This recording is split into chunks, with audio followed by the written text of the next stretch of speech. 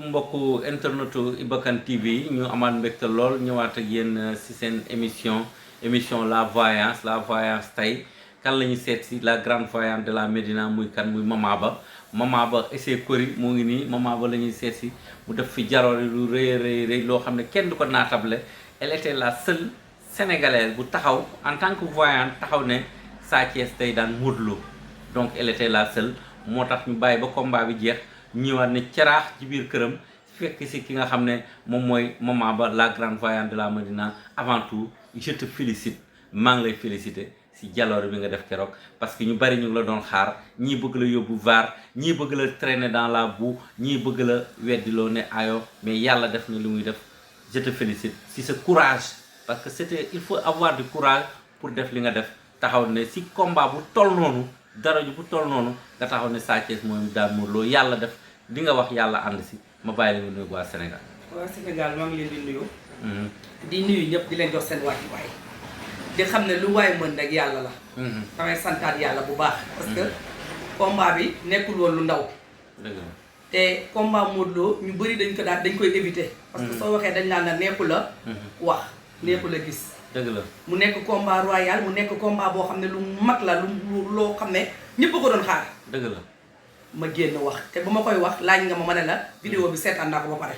waaw te dama si delluwaat. ba avant nga may laaj fekk na seetaan naa vidéo bi ba pare. dëgg la moo taxoon ma am sañ-sañu génn. wax li nga xam ne moom laa gis. te na ma ko waxee woon. waaw yaakaar naa gis nañ ko. gis naa ko man di de santaat yàlla bu baax. mais bëri woon na risque de. waa du risque pour man. parce que li nga mën. waaw waroo ci xaar risque. dëgg du la risque parce que li nga mën. ngay gis di tëdd ñu lay wan. waaw nga am jinne joo xam ne day taxaw di la wan. te musu la nar. waaw lu mu la wax rek da ngay ciy teg sa baaraam. léeg-léeg yow fan nga ban période nga gis ne Sa Thiès mooy daan Modou Lo vraiment je veux savoir quoi. waaw ban moment loolu à quel lu moment yàgg tu l'as la vu? lu yàgg la vidéo bi damaa tëdd ñu wan ma ko. waaw dama tëdd ñu wan ma ko jinne ji taxaw wan ma ne ma nii la ak nii ak nii. li ñuy wax rek ne nag bu rëy ci bés bu rëy lay daanu. waaw biñ ma ko wane daa génn nag ne xaaral lii ma partagé ko ak samay naataango. waaw parce que yàlla moom mooy xool kiraamam mu def ko fu ko neex. du ci solo bi. du ci jëmm ji. du ci dara. waaw mooy xool ku ko neex. mu seet lu ko neex. mu waaw bokk ko jaamam bi. dëgg la ba ma ko joxee nag ndamoowuma ko tiitroowuma ko dama ci sant yàlla. bëgg ko partagé ak askan bi. parce que bu la yàlla mayee dara nga nekk ci dëkk ñu am fuñ la teg nga yàgg di wax ñu ciy teg seen bët. da nga war a génn di leeral. dëgg la di jubal di dëggal. nit ñi jox la bopp li nga war a def nga def ko nga jàll si leneen. nga jàll si leneen kon victoire bi yow keroog ku xam naa kër gi fees na dell de. fees na dell. appel yi bari na de kenn mënu ma woon a gis. kenn mënu ma woon a déggante ak man bruit bi dafa bëri. waaw portable bi bëgg a xar. ñeent. dëgg la waaye liñ naan lu la yàlla jox rek soo ko àttanu du la ko jox. dëgg la dama koo àttan moo tax suñu borom jox ma ko. ma ciy santaat yàlla. keroog bi arbitre bi sifflé nan nga def. da nga damaa toogoon toog si nan nii wala. damaa toog di leen décortiquer làmb ji. fii nii si salle bi nii ci digg salle bi. ne leen nii lay demee nii Modou Lo dina def 2 reculs Sa Thiès moo koy fekk si daan ko jël bu leer nañ te ma ne leen beneen roi mooy amaat. waaw ñëpp taxaw di ma xool. may leen beneen roi mooy amaat. te waaw Sa Thiès muy jël roi bi. waaw loolu nga waxoon de. loolu laa waxoon loolu laa waxaat.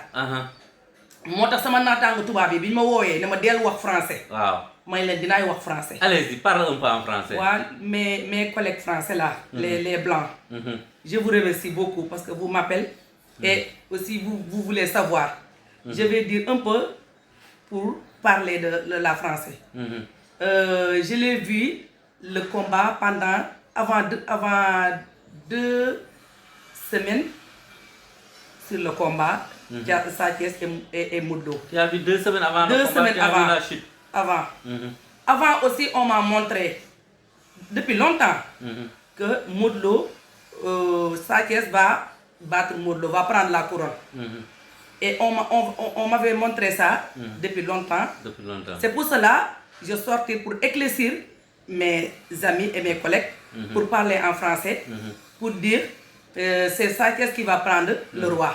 La couronne. La couronne, oui. Ah, très bien. C'est ça. Donc je pense que vous avez compris. Avant le combat, elle a vu le combat vraiment pendant très longtemps.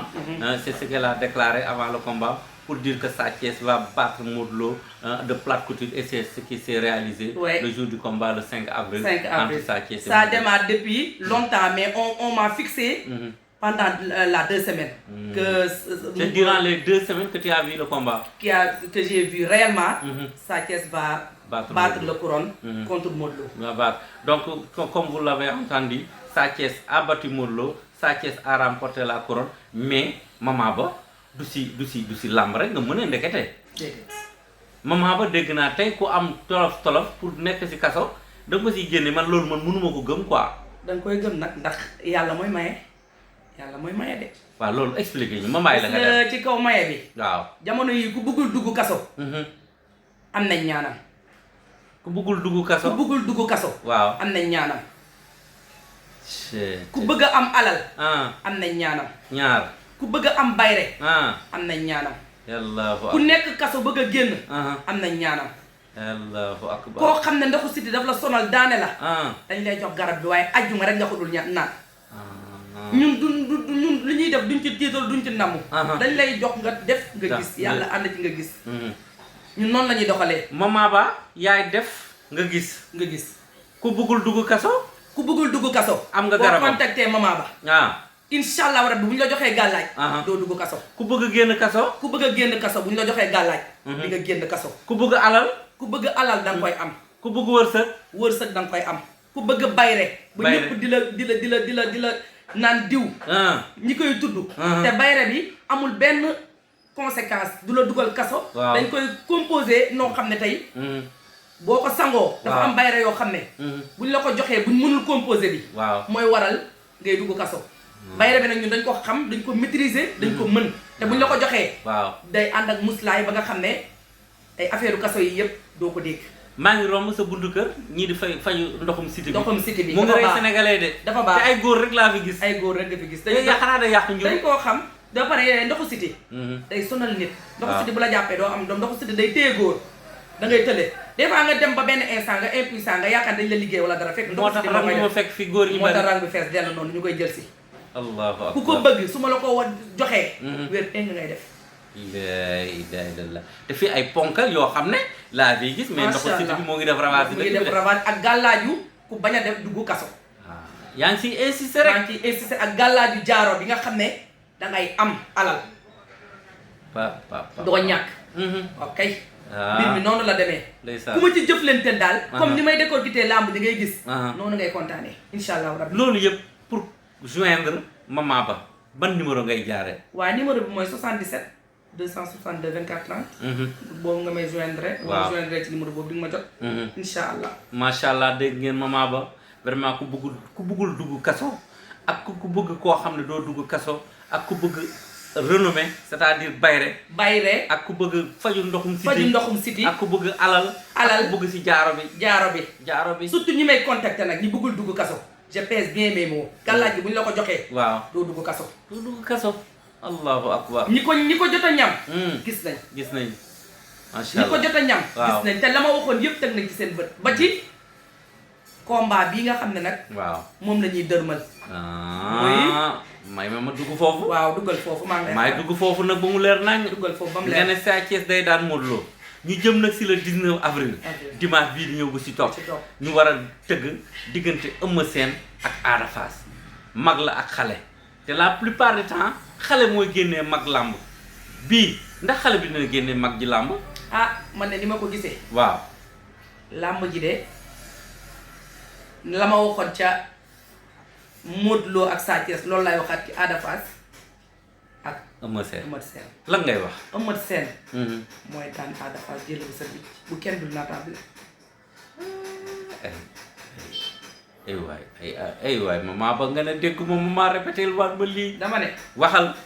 Eumeu Sène waaw moom làmb ji mooy daan Ada Fass jël bu sa bi bu kenn dul naataable. bu kenn dul laam-laame c'est entre Modou Lo, entre Ada Fass et Eumeu Sène. C'est Eumeu Sène qui va battre Ada Fass. C'est un combat qui va très clair. C'est Eumeu Sène qui va prendre la victoire.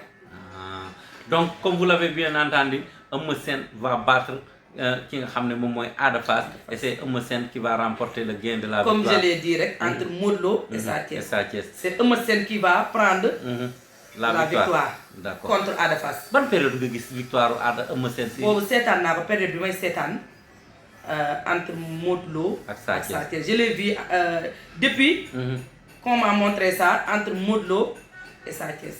mais est-ce que xam nga ne lii bu amee man dootuma ñemeeti ñëw jël la de.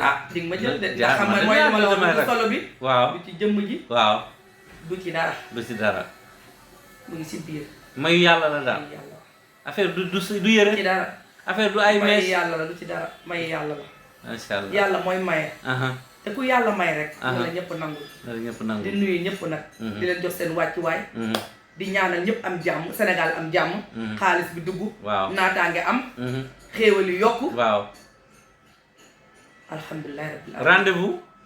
à suivre. à suivre. combat bu am mooy li ma la wax rek ku ci bëgg a leer dinaa génn wax. incha allah bu soobee yàlla. jërëjëf donc dégg ngeen maman ba elle vous donne rendez-vous après le combat diggante Ada Fass ak Eumeu Sène le 19 avril xam naa le 20 wala le 21 dinañ fi ñëw incha allah balaa boobu xam naa sénégalais yi boo leen bëggee jot maman ba woote leen si 77 62 24 30. 262 24 30.